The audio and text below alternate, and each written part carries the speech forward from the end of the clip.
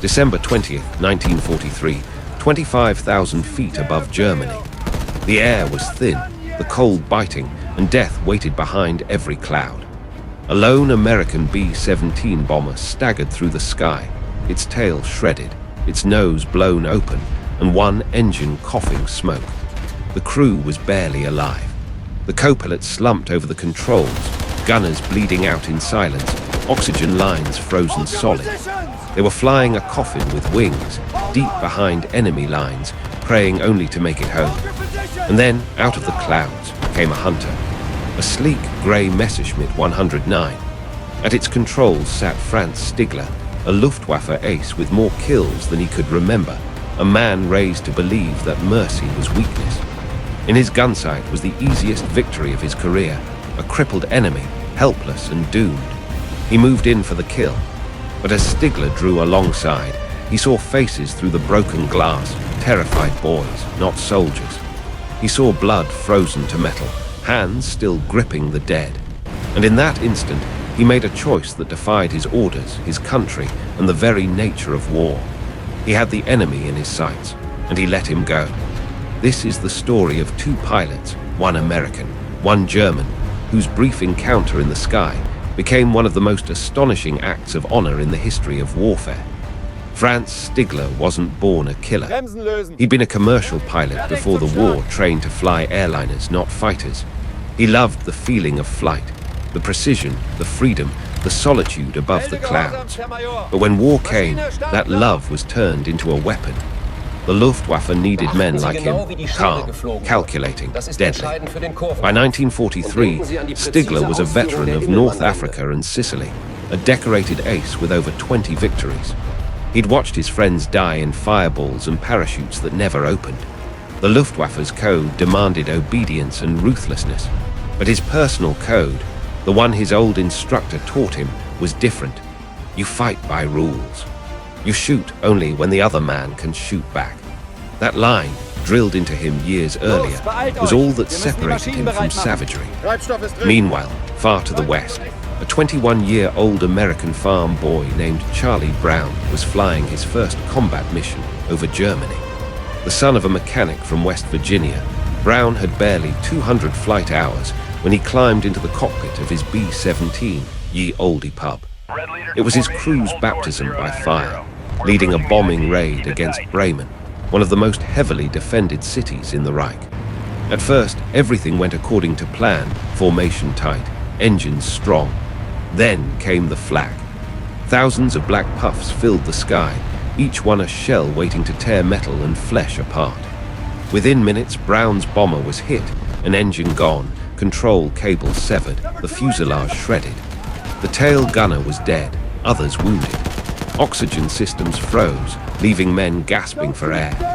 By the time they cleared the target, the B-17 had fallen behind, a lone, limping giant drifting over Germany, surrounded by silence and smoke. They thought the worst was over. Then the hunters came. Charlie Brown gripped the controls of the B-17, his gloves stiff with frozen blood. The bomber's nose was half gone, the windshield cracked by machine gun fire, the right wing smoking. 2 engines were out. The crew was silent, except for the moans of the wounded. The bomber's tail gunner was dead, his turret twisted open like a tin can. The radio operator was slumped beside his station, bleeding out.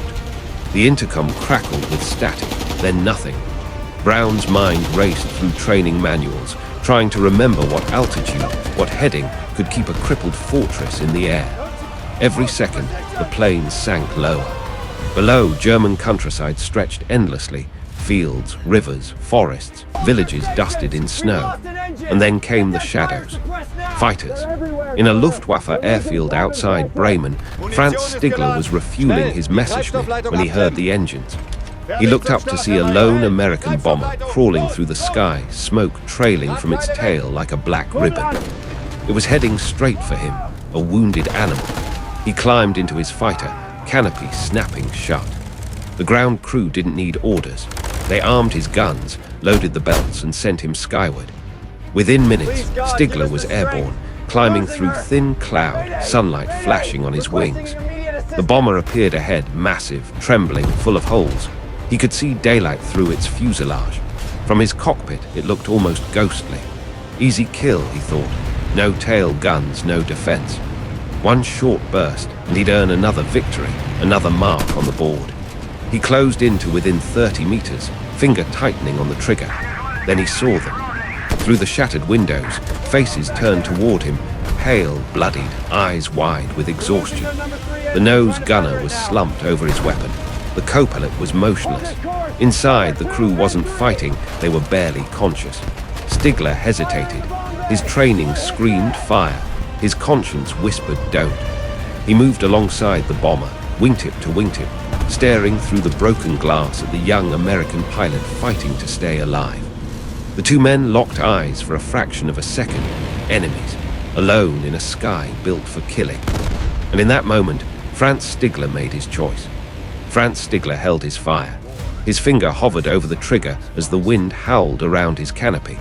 He could see bullet holes stitched through the B-17's skin, the fuselage torn open like paper. Inside, the crew moved sluggishly, some not at all. The tail gunner's position was empty, the man gone.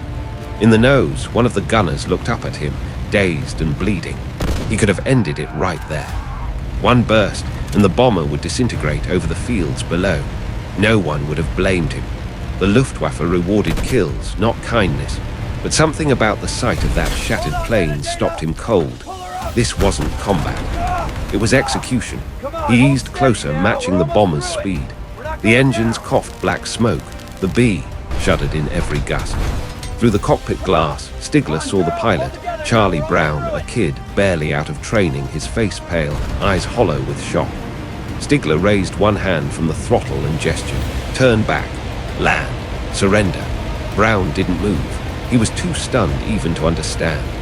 Brown's mind was locked on one thought, get home. He didn't see the German pilot as mercy. He saw him as death flying alongside him. But when the fighter didn't shoot, confusion took hold. Then awe. Stigler stayed beside the bomber as it drifted north.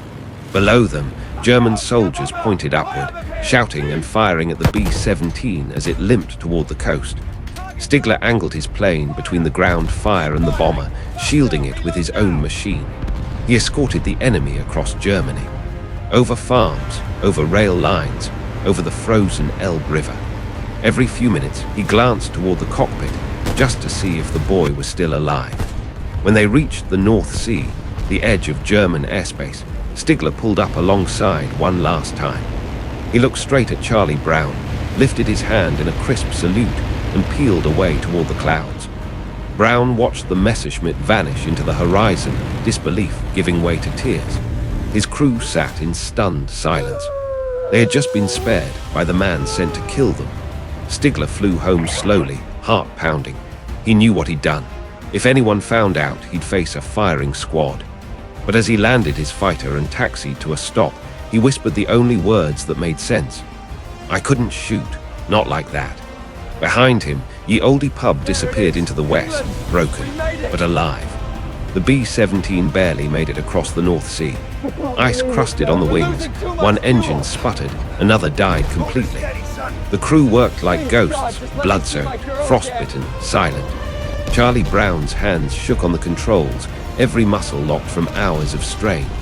The oxygen masks were useless. The cabin was open to the winter air. When they finally crossed the British coast, the radio came alive.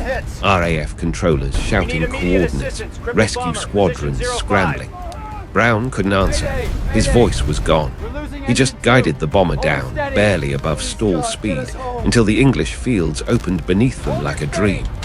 Ye Olde Pub hit the runway hard, bounced once or twice, then skidded to a halt. Ground crews ran forward expecting corpses. Instead, they found 8 half-conscious men and a 9th body frozen at his gun. The doctors called it a miracle. The officers called it impossible. Brown called it something else, mercy. He tried to explain what had happened, the German fighter, the salute, the escort to safety, but no one believed him. The story didn't fit the war they knew. The Germans don't do that, one major told him. You must have hallucinated. For years, the mission report stayed buried. The bomber was patched, the crew reassigned, and the story faded into the smoke of the war. But Charlie never forgot that face through the canopy, calm, resolute human. On the other side of Europe, Franz Stigler went on flying until the end. When Germany collapsed, he escaped capture, haunted not by the kills he'd made, but by the one he didn't. His country lost, his comrades gone, his conscience intact. Both men carried that morning in their memories like a scar, invisible but alive. Two enemies, separated by language and loyalty, bound by a single act no one could explain. And somewhere between heaven and hell, in the frozen sky above Europe, they had both discovered something neither side could bomb out of existence: the stubborn persistence of honor. Decades passed. The world changed, Germany rebuilt, America prospered, and the war that had swallowed millions faded into history books. But for Charlie Brown, peace was never complete. Every time he looked at a clear winter sky, he saw that Messerschmitt again, the silver shape, the steady gaze, the quiet mercy that made no sense.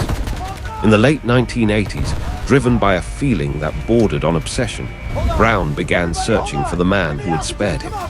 He combed through archives, veterans groups, Luftwaffe records, nothing. Then one day, a German Pilots Association published a letter. A man named Franz Stigler was looking for an American crew he hadn't shot down over Bremen in 1943. When Brown saw it, he knew instantly. He wrote to Stigler. Weeks later, the phone rang. "Charlie Brown," came the voice. "Yes, is this Franz?" There was a pause, then a quiet laugh. "It's been a long time, my friend." When they finally met face to face in 1990, old men now, both grey, both trembling, they didn't speak for a moment. They simply embraced. Two former enemies, locked together not in battle, but in recognition. Stigler told him that day he couldn't pull the trigger because it would have been murder, not war. "You were no longer my enemy," he said.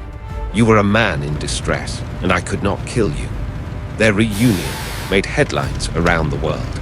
Veterans wept reading the story. Teachers retold it in classrooms. Even those untouched by war felt the gravity of it, proof that morality can survive even when the world burns. Charlie and Franz became as close as brothers. They visited each other often, told their story together, and stayed in touch until they both passed away in 2008, within months of each other. In a war built on hatred and dehumanization, one German pilot and one American bomber crew proved that conscience could still fly higher than fear. And somewhere, high above the clouds where their paths once crossed, the ghosts of two aircraft still drift together, not in pursuit, but in peace,